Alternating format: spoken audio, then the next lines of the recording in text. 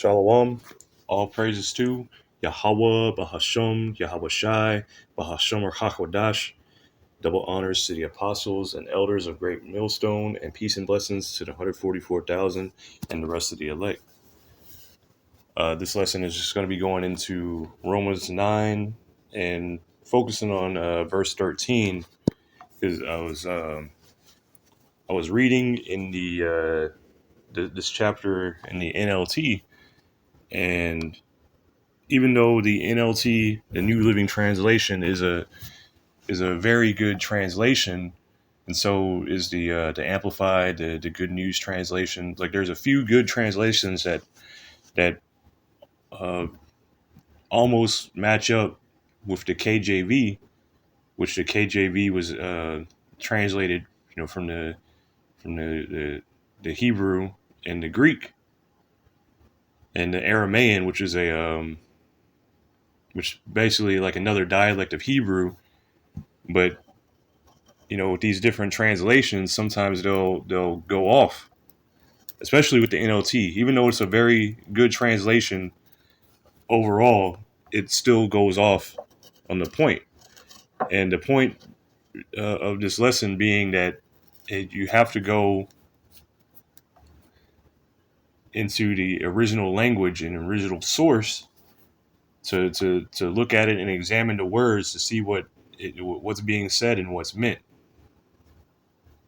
So this is and I'll start off here. This is Sirach. This is the prologue to Sirach, which is found in the Apocrypha, or also known as Ecclesiasticus. And let me see here. And I'll try to highlight it, but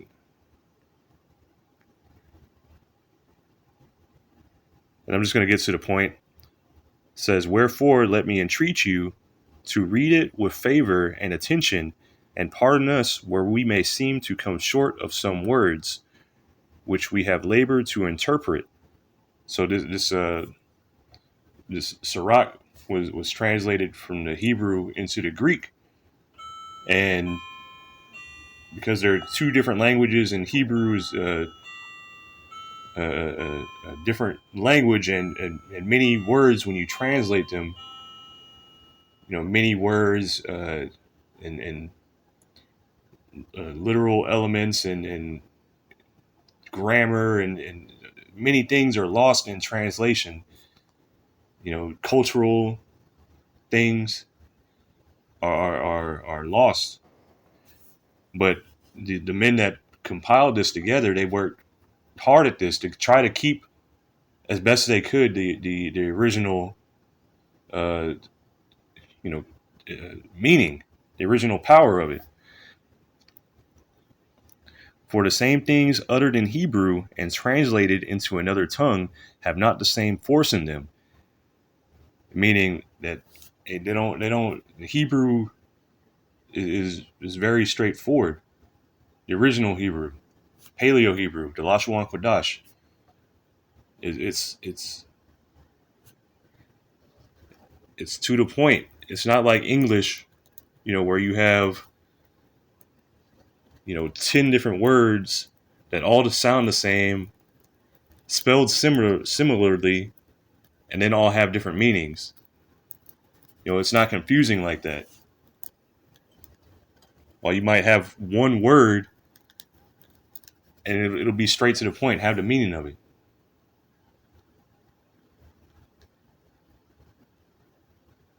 But continuing on, for the same things uttered in Hebrew and translated into another tongue have not the same force in them. And not only these things, but the law itself and the prophets and the rest of the books have no small difference when they are spoken in their own language. So that being the point is that when it's translated into a different language, it loses some of the force, some of the oomph, the emphasis, the meaning of it. So just to get into this, because I was reading this and I'm going to the Bible Hub, and I'll read it in the KJV first. This is Romans 9 and 13. As it is written, Jacob have I loved, but Esau have I hated. And that's pretty straight to the point. But if you go to the NLT, it says, in the words of the scriptures, I love Jacob, but I rejected Esau. And it now off the bat, it might be like, what's the big deal? What's the big deal? You know, which a Lord willing, this will be edifying and to the point. But it's like these are two different kinds of words, because here when I go look at it in the KJV,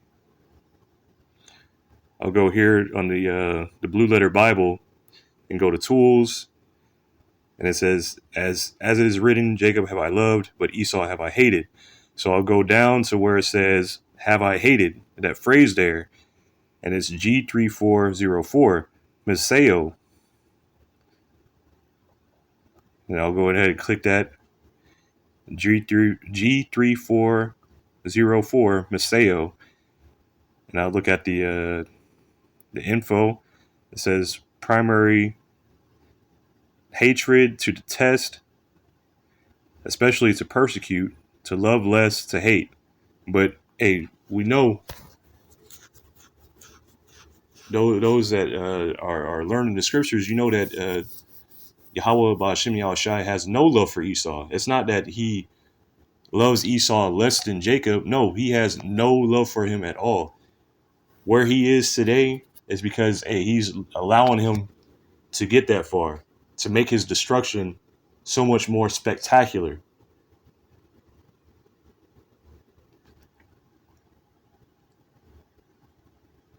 To hate, to pursue with hatred, detest, to be hated. So to hate. So then I'm going to go to the Wiktionary.org to look at hate, because it just says hate. But let me see here. This is for hate. Okay, now I was just straight to the point. In the verb sense, to dislike intensely, greatly, to experience hatred. Maybe up here. An object of hatred. Esau is the object of hatred. Let me see here. The verb in Middle English, to hate, to treat as an enemy. And Esau Edom is an enemy to the Lord. Let me see here for hatred.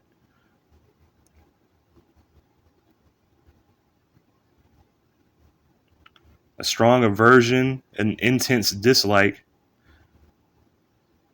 But yeah, this is what's how Yahweh Ba'ashem Yahushai feels towards Esau. He hates him, and a strong dislike towards him, and it is warranted. But hey, he created him to be disliked. He created him to be hated. He created Esau to be this vessel of dishonor. Continuing on, now let me get the word reject, because the NLT was using that word reject, which this is a reject from the Edom Online. To eject, set aside, block from inheritance, and I like that. We'll keep that in mind. To refuse to acquiesce or submit to throw away, to cast away, throw away as useless, undesirable, or useless, refuse to take for some purpose. Which Esau was hated, or is rejected, because it says in Genesis, when he would I'm sorry, I'm thinking of Hebrews, but Esau was already rejected from the beginning. From the beginning of the story, he was already written to be rejected, to be hated. But in the context of this Romans 9 and 13, it's not saying rejected, it's saying hated.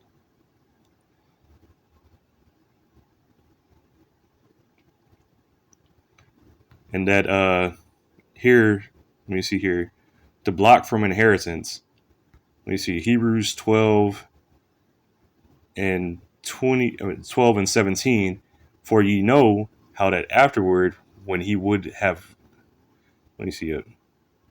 Read up one more. Hebrews 12 and 16, lest there be any fornicator or profane person as Esau, who for one morsel of meat sold his birthright. So this is what Esau did. He sold his birthright. But before that, let's get here. Job 33 and verse 15.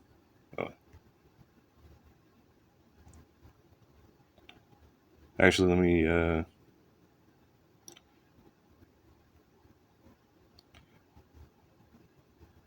Job 33 and 14.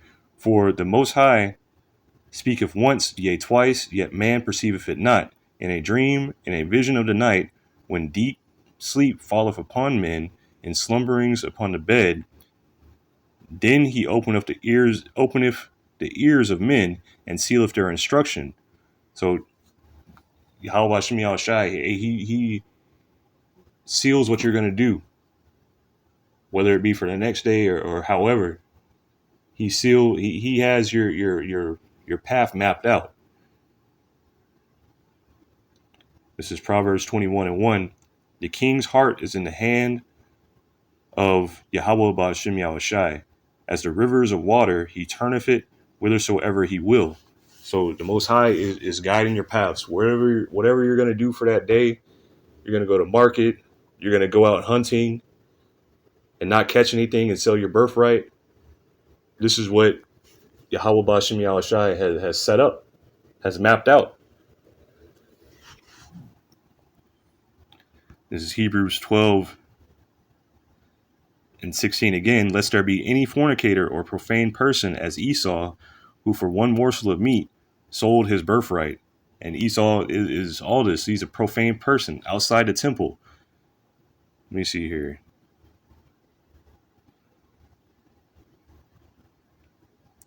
Pornos, at which you have that today. Which you get the term pornography, which comes from that. But let's see here. Strong's info. Well, let's go to biblical usage. A man who prostitutes his body to the lust for hire, a male prostitute, a man who indulges in unlawful sexual intercourse, a fornicator. And Job, it says that he would have disdained to have them with the dogs of his flock. You know, this man is how do you say? Is a fornicator in every way. He is against the laws in every way. You know, this man is obsessed with rods.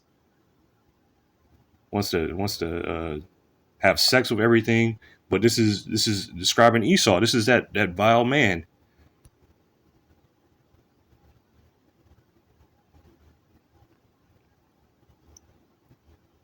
Let me see. That profane person. G952 Babelos.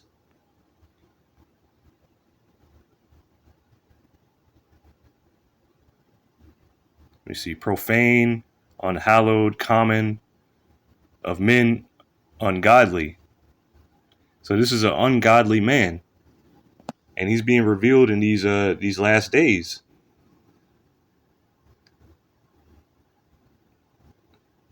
Let me see here.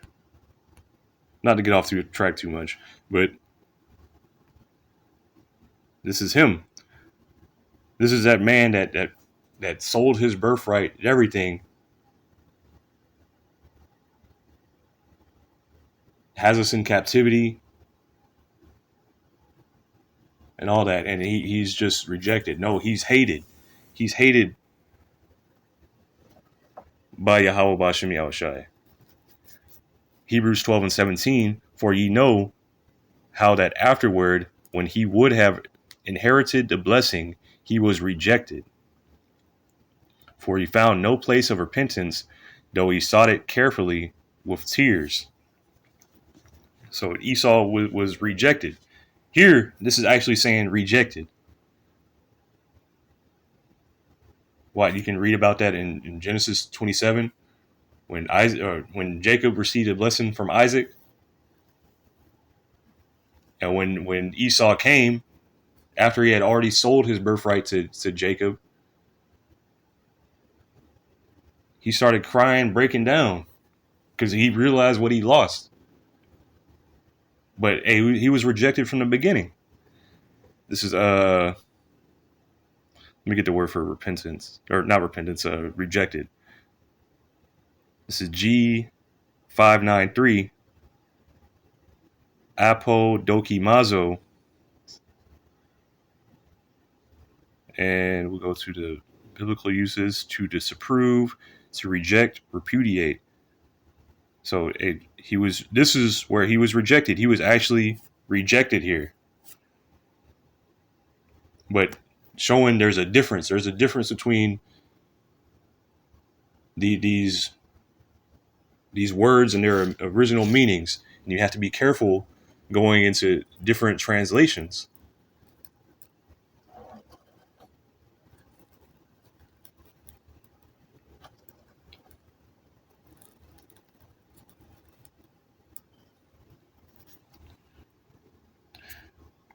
This is, and I'll go to the original too, because they did the same thing in Malachi, where the Romans 9 and 13 was quoted. This is Romans, which actually not Romans, Slacky.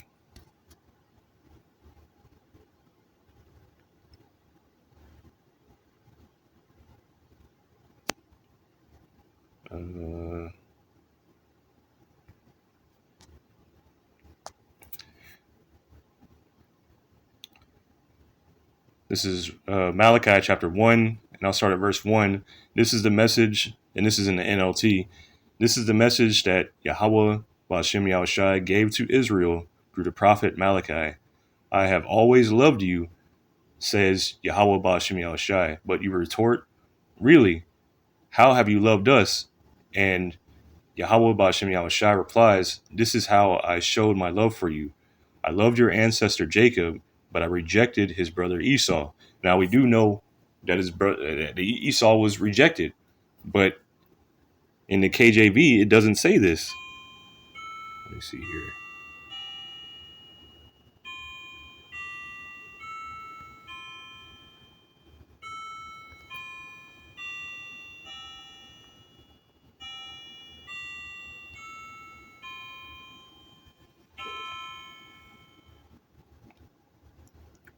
This is for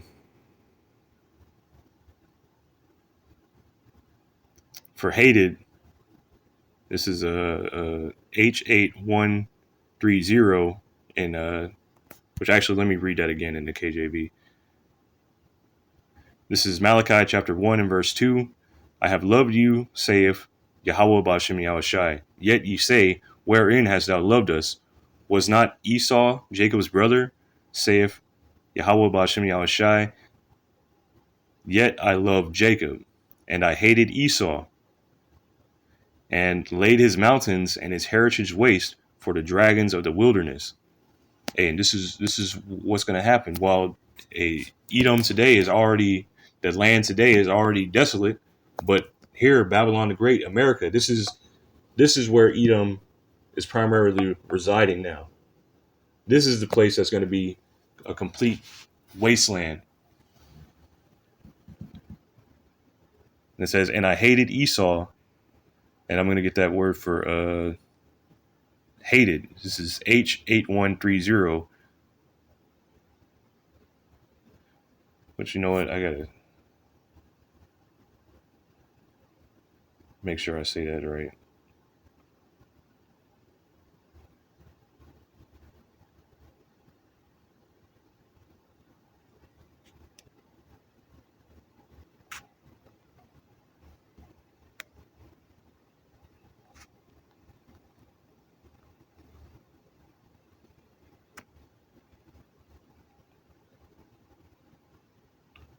Yeah, Shana.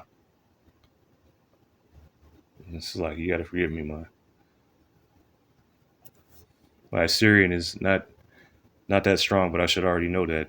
This is H8130 Shana, and it means to hate, to be hateful of man, of the Most High, hater one hating an enemy.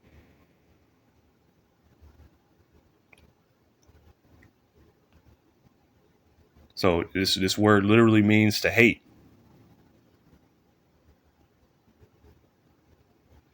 But going back to what I went before, the etymology, this is that word that means to hate. It doesn't mean to reject, even though Esau was rejected.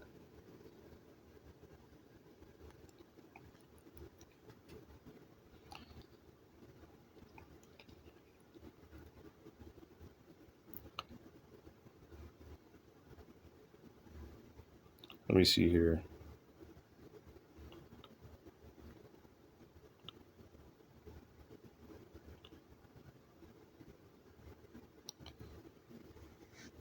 Because here in the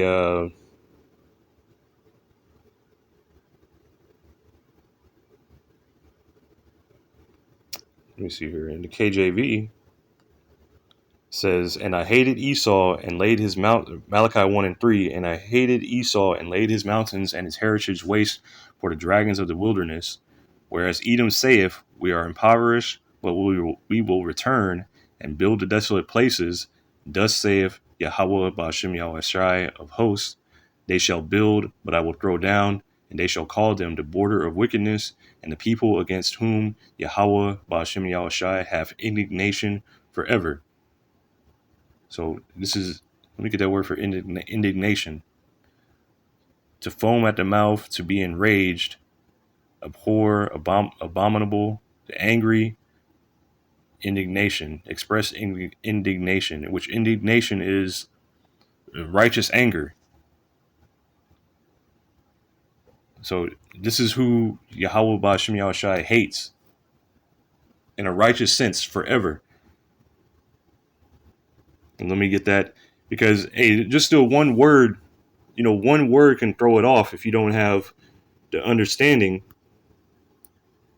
But if you do, you do understand, you can read these and then be able to pick out, you know, chew the meat, spit out the bones, whatever. You'd be able to pick out all this and get the understanding and still, understand. You just have to know that there's things like this that can trip you up.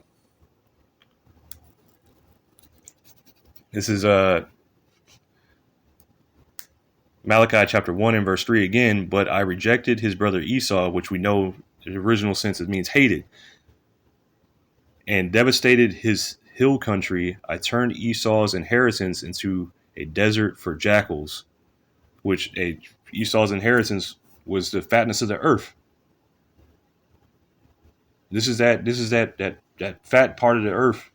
He's living in the best places, in the clefts of the rocks, living in his high rises, all that. They got the best real estate. You living next to train tracks and getting chemicals dumped into your water supply.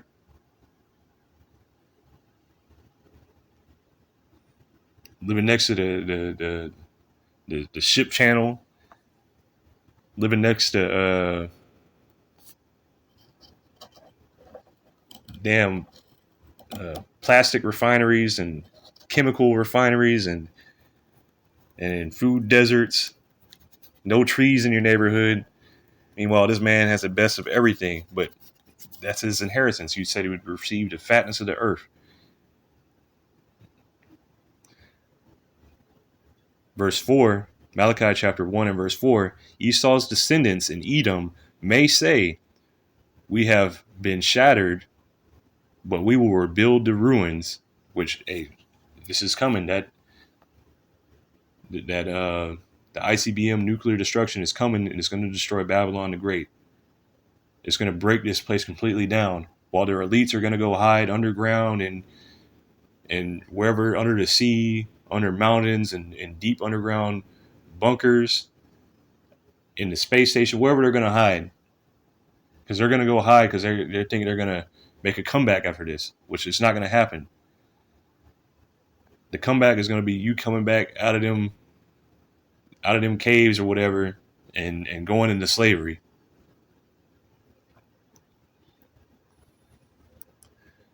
We have been shattered, but we will rebuild the ruins. But Yahweh Ba'ashem Yahushai of heaven's armies replies, they may try to rebuild, but I will demolish them again. Their country will be known as the land of wickedness, and their people will be called the people with whom Yahweh is forever angry. When you see the destruction for yourselves, you will say, truly Yahweh Ba'ashem Yahushai's greatness reaches far beyond Israel's borders. So, then you're going to be saying, oh, the Lord really, really did love us.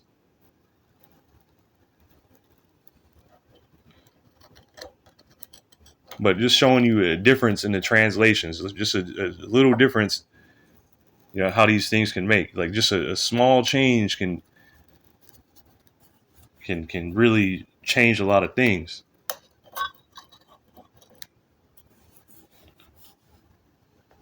Small change can make a huge difference.